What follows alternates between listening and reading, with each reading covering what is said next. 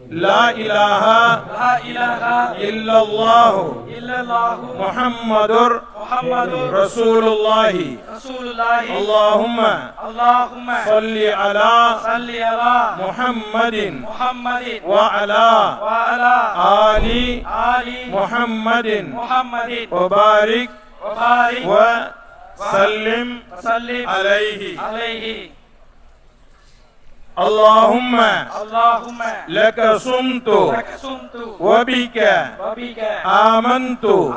وعليك توكلت وعلى رزقك أفطرت فتقبل مني يا الله உனக்காகவே நோன்பு நோற்றோம் உன்னுடைய அருளாலேயே நோன்பை திறக்கின்றோம் எங்களுடைய நோன்பை